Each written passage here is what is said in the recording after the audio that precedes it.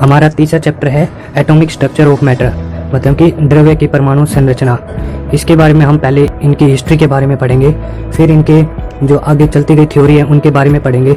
Atomic structure जो matter है, atomic structure किस प्रकार से बांटा गया है। बहुत पहले से प्राचीन काल से ही मैटर के जो मूल संरचना जो स्ट्रक्चर है उसके विषय में जानने के लिए जो हमारे मानव थे पहले उनके बीच में जिज्ञासा रही थी। सबसे पहले मैटर की जो संरचना थी उसके बारे में भारतीय और यूनानी जो फिलोसफी थे उन्होंने ही पहले स्ट्रक्चर के बारे में बताया था और उनके बारे में मत व्यक्त किए थे। सबसे पहले हम पढ़ेंगे कि एटॉमिज्म इन इंडियन फिलोसफी, मतलब कि जो परमाणु की संरचना के बारे में जो भारतीय दर्शन थे उन्होंने क्या क्या अपनी थ्योरी दी उसके बारे में पढ़ेंगे।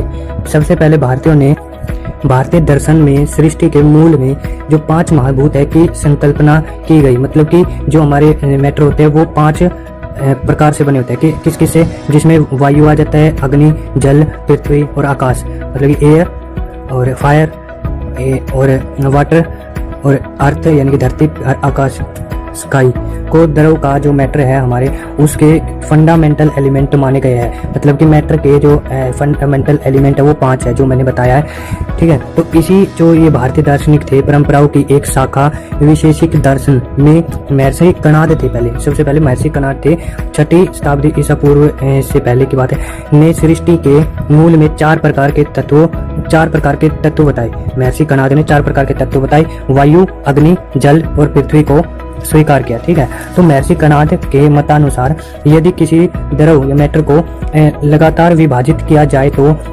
अंततः वह सूक्ष्मतम कण, मतलब कि छोटे से छोटे पार्टिकल प्राप्त होगा। हमें क्या मिलेंगे अगर हम मैटर को तोड़े तो हमें छोटे छोटे कण प्राप्त होते हैं। ये महर्षि कणाद ने थ्योरी में बताया। सबसे पहले इन्होंने स्ट्रक्चर को डिवाइड करना स्टार्ट किया था, जिससे क्या हुआ जो विभाजित करना संभव नहीं है, मतलब कि जो सूक्ष्मतम कण छोटे छोटे पार्टिकल है उसको और विभाजित करना संभव नहीं है। महर्षि कणाद ने उस अविभाज्य जो विभाजित नहीं हो सकता, जिसको तोड़ा नहीं जा सकता, सूक्ष्मतम कण को परमाणु परम प्लस अणु, इससे बना परमाणु कहा। उसको क्या कहा महर्षि कणाद ने? परमाणु कहा।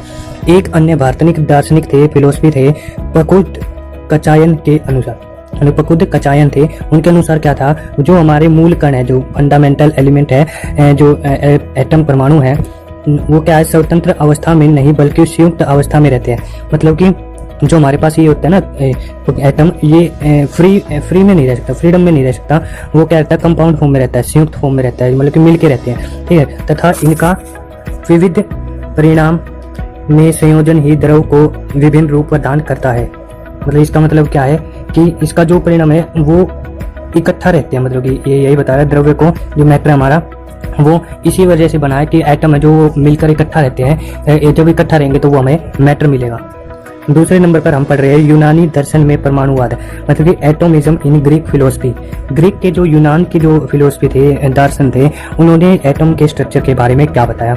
5वीं शताब्दी ईसा पूर्व यूनानी दार्शनिक लुइसिपस, ठीक है, तथा डेमोक्रिटस, ये 2 दार्शनिक थे, फिलोसफी थे, एक तो लुइसिपस और एक डेमोक्रिटस ने प्रतिपादित किया, मतलब कि अपनी थ्योरी दी, सभी पदार्थों का निर्माण विभिन्न प्रकार के सूक्ष्मतम और अविभाज्य, मतलब कि वही बात है सूक्ष्म छोटे छोटे पार्टिकल और जिसको विभाज्य डिवाइड नहीं किया जा सकता कणों से हुआ है, मतलब कि जो भी मैटर है इन छोटे छोटे पार्टिकल से मिलकर बने हैं। उन्होंने इन कणों को एटम या एटमोज नाम दिया, ठीक है। तो ग्रीक वर्ड से निकला है एटम, ठीक है, एटम्स दिया पहले थे और फिर एटम कुछ बोली, जिसका शाब्दिक अर्थ होता है अविभाज्य। एटम वो सा है जिसको हम विभाज्य नहीं कर सकते, ठीक है। तत्पश्चात क्या हुआ में एपिकुरस क्या था, एक साइंटिस्ट था, 341 से 270 ईसा पूर्व, तथा एक लुक्रेटियस 99 और से 55 ईसा पूर्व, यहाँ इनका जन्म बताया हुआ है, ठीक है।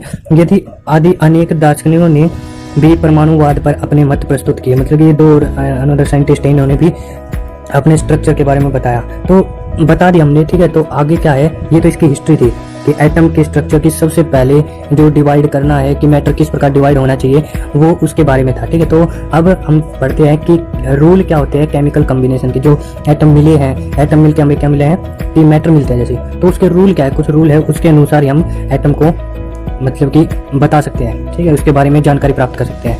यह रासायनिक संयोजन के नियम दार्शनिक थे जो परमाणुवाद केवल संकल्पनाओं के आधार पर थे, मतलब कि थ्योरेटिकल थे। परमाणुवाद जो एटोमिज्म दिया इन्होंने फिलोसफियों ने, तो वो क्या थे, थियोरटिकल थे। ये संकल्पना जो थ्योरी थी न तो किसी अनुसंधान रिसर्च में बिना कोई एक्सपेरिमेंट किए, ठीक है, तो थियोरटिकल थी ओनली का परिणाम थी, और न ही मध्य काल तक इन संकल्पनाओं की सिद्धि के लिए वैज्ञानिकों प्रयोग तथा अनुसंधान किए गए, क्योंकि किसी ने भी एक्सपेरिमेंटल स्टडी नहीं की, बस थियोरटिकल दिमाग में आया और वो अपने बता दिया, थ्योरी बता दी, किसी ने एक्सपेरिमेंट करके नहीं देखा, ठीक है। तो 18वीं शताब्दी के अंत में, मतलब 18वीं शताब्दी के अंत में जो एटम था, एटम और मॉलिक्यूल के रासायनिक संयोजन के संबंध में दो महत्वपूर्ण नियम प्रतिपादित किए। दो महत्वपूर्ण नियम प्रतिपादित किए, कौन कौन से वो देखते हैं।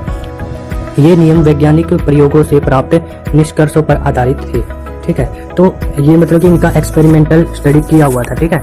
तो इसी के आधार पर इसके लॉ बनाए गए। एक तो लॉ है द्रव्यमान संरक्षण का नियम, law of conservation of mass.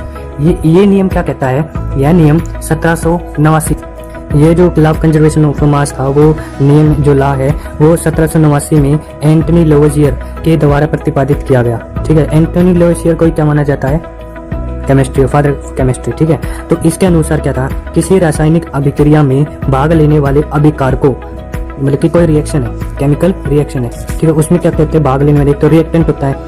जो रिएक्टेंट का कुल मास होगा वो जो हमें रिएक्टेंट करने के बाद, हीट करने के बाद फिर रिएक्टेंट को, फिर हमें क्या मिलता है, प्रोडक्ट, जो कहते हैं उत्पाद के कुल द्रव्यमान का में कोई अंतर नहीं होता। मतलब कि रिएक्टेंट का मास जो हमने पहले रिएक्शन से पहले लिया, और फिर प्रोडक्ट का मास जो रिएक्शन के बाद का मास, वो क्या रहता है, बराबर रहता है। अर्थात क्या है, इसका मीनिंग क्या है, रासायनिक रिएक्शन जो केमिकल रिएक्शन है में न तो द्रव्यमान का सृजन किया जा सकता, न तो द्रव्यमान बढ़ाया जा सकता उसमें, और न ही उसको उसमें डिस्ट्रॉय होता है। मतलब कि जो मास होता है वो कंजर्व रहता है, सेम रहता है, पहले प्रोडक्ट बनने से पहले और रिएक्शन के बाद जो मास होगा वो कंजर्व रहेगा। कंजर्व का यही मतलब है सेम रहना, कि पहले भी सेम रहेगा और बाद में भी सेम रहेगा, उसमें ना तो कोई मास का खत्म होगा ना ही बनेगा, ठीक है। तो अगला जो लॉ है हमारा, लॉ ऑफ कांस्टेंट प्रोपोर्शन, स्थिर अनुपात का नियम। इस स्थिर अनुपात का नियम बड़ा इंपॉर्टेंट नियम है। इस नियम है क्या, यह नियम 1799 ईस्वी में जोसेफ लुई प्राउड्स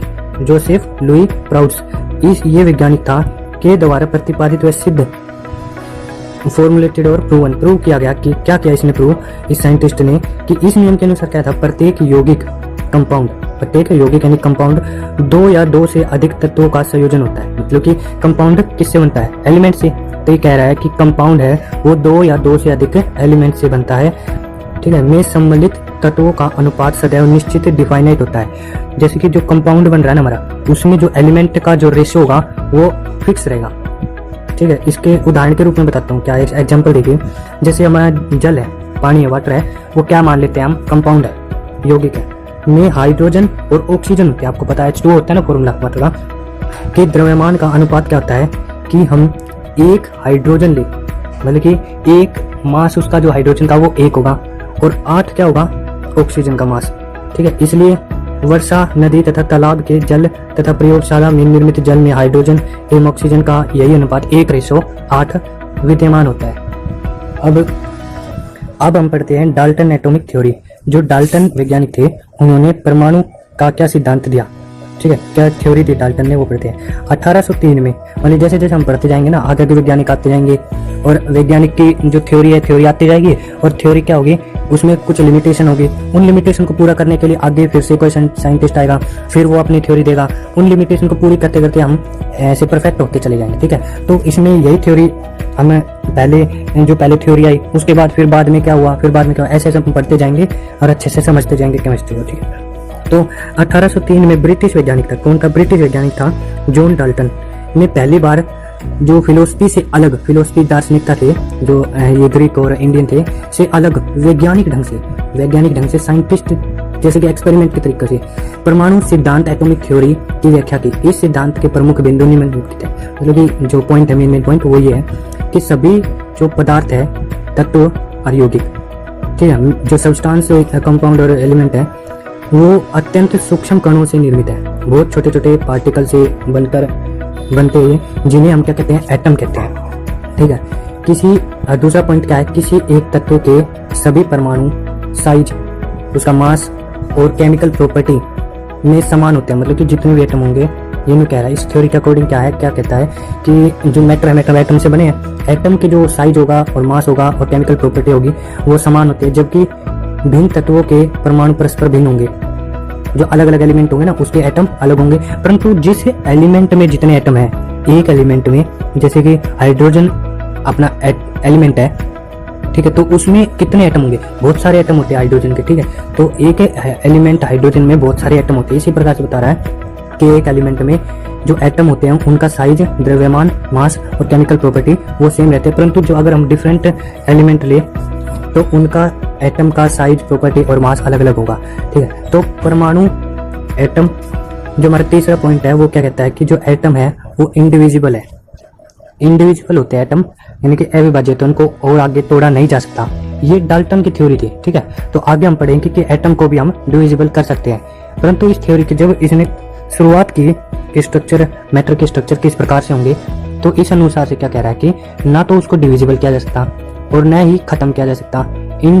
इनडेस्ट्रक्टिबल मतलब कि अविनाशी, ये खत्म नहीं हो सकते, ठीक है, होते हैं। अर्थात परमाणु न तो निर्मित किए जा सकते और न ही नष्ट किए जा सकते, ठीक है। इसका चौथा पॉइंट क्या था डाल्टन की थ्योरी का, जो भिन्न भिन्न तत्व है कि परमाणु साधारण पूर्ण संख्या के अनुपात में परस्पर संयोग करते हैं। जो भिन्न भिन्न एटम तत्व एलिमेंट है, उसके जो एलिमेंट है, एटम है, वो क्या कहते हैं, अलग अलग जो प्रोपोर्शन लेके आते हैं। मतलब कि जैसे वाटर का देखा हमने कि हाइड्रोजन के जो एटम है वो कितने लिए 2 और ऑक्सीजन एलिमेंट के एटम कितने लिए हमने 1, तो हमें क्या मिला, वाटर मिला, H2O पानी मिला, ठीक है।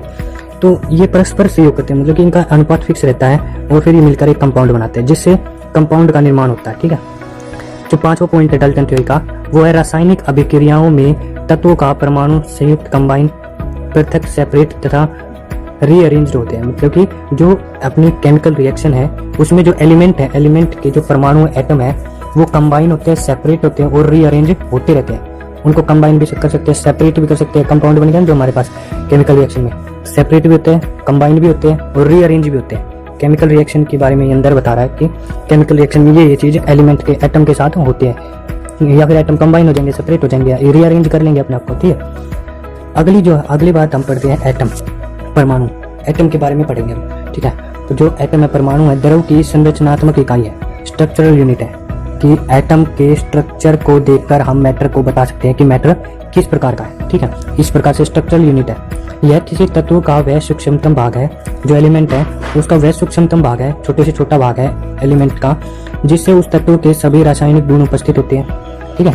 मतलब कि हम मैटर जो एलिमेंट है, एलिमेंट के सभी गुण एटम की प्रॉपर्टी को देखकर हम एलिमेंट की प्रॉपर्टी बता सकते हैं, ठीक है।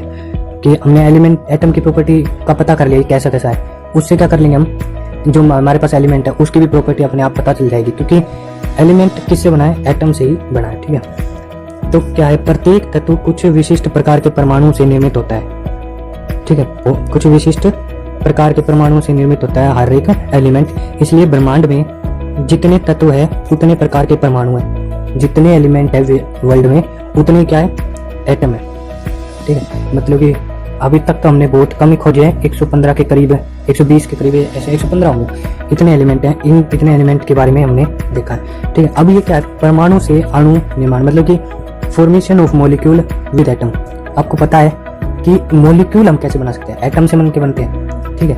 आपको दिख रहा होगा कि हम H2 है, जैसे मॉलिक्यूल वाटर का H2 होता है, उसका स्ट्रक्चर कैसे होता है, 2 हाइड्रोजन, 1 ऑक्सीजन, एक हमारे पास अमोनिया होता है, अमोनिया का मॉलिक्यूल।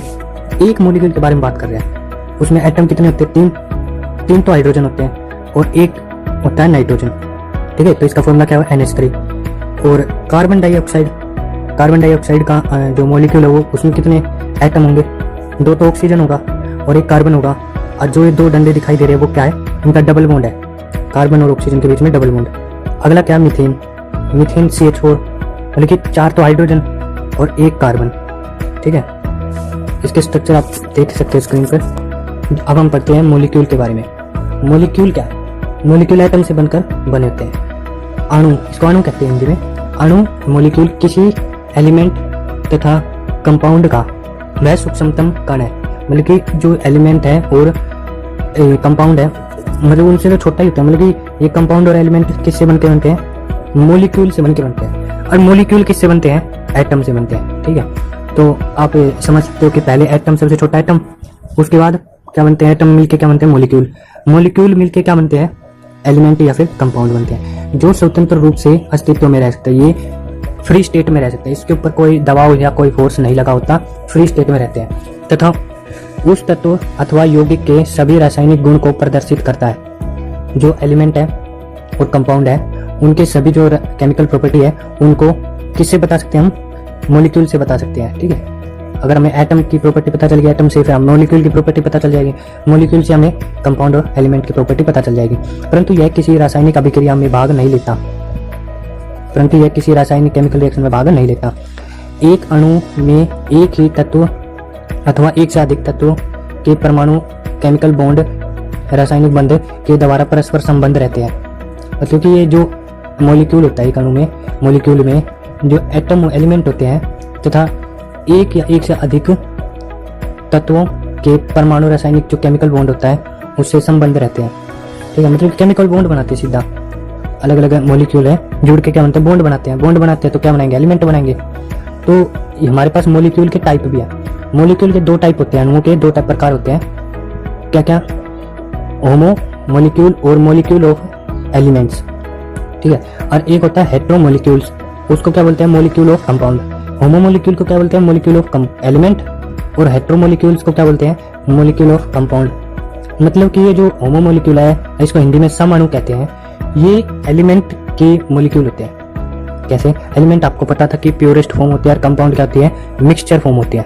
ठीक है, तो हेटेरो मॉलिक्यूल को हम विषम अणु कहते हैं। ठीक है, विषम अणु अथवा यौगिक के अणु, यौगिक कंपाउंड। अब पढ़ते हैं हम होमो मॉलिक्यूल के बारे में। पहले होमो मॉलिक्यूल के बारे में पढ़ेंगे, जो एलिमेंट के मॉलिक्यूल है। ठीक है, ऐसे मॉलिक्यूल जो समान प्रकार से के परमाणुओं से बने रहते हैं, बल्कि इसमें जो एटम होते हैं वो सेम रहते हैं। होमो मॉलिक्यूल में एटम क्या रहते हैं, सेम रहते हैं, उन्हीं को कहते हैं होमो मॉलिक्यूल, समअणु। सभी तत्वों के अणु समअणु होते हैं। जो एलिमेंट होते हैं उसमें जो मॉलिक्यूल कैसे होते हैं, उसमें होमो मॉलिक्यूल रहते हैं, सेम सेम प्रकार के एटम रहते हैं उसमें। जैसे ऑक्सीजन है, ऑक्सीजन O2, उसमें दो ऑक्सीजन ही है बस, और कोई अलग से एटम नहीं है। H2 what, hydrogen. ठीक है, और क्लोरीन Cl2। ठीक है, इसमें देखिए क्लोरीन है, इसमें हाइड्रोजन है, इसमें ऑक्सीजन है, इसलिए इसको क्या बोलते हैं, होमो मॉलिक्यूल। देखिए सेम सेम है, ऑक्सीजन है, हाइड्रोजन और क्लोरीन, इनको क्या, इन मॉलिक्यूल को क्या बोलते हैं, होमो मॉलिक्यूल। और अगला जो हमारा टाइप है वो है हेटेरो मॉलिक्यूल। हेटेरो मॉलिक्यूल क्या होते हैं, जो दो या दो से अधिक एटम से मिलकर बने हो। ठीक है, तो उसको क्या कहते हैं, हेटेरो मॉलिक्यूल। सभी कंपाउंड, जो कंपाउंड होते हैं पता है मिक्सचर फॉर्म होते हैं, कंपाउंड के अणु विषम अणु होते हैं, मतलब हेटेरो मॉलिक्यूल होते हैं। उदाहरण क्या है, H2O, हाइड्रोजन और ऑक्सीजन, दो अलग अलग एटम है। इसी तरह से कार्बन डाइऑक्साइड, कार्बन और ऑक्सीजन अलग अलग एटम है। ठीक है, तो आज की वीडियो हम यहीं पर समाप्त करते हैं। आगे हम अगले लेक्चर में हम एटॉमिसिटी के बारे में स्टार्ट करेंगे।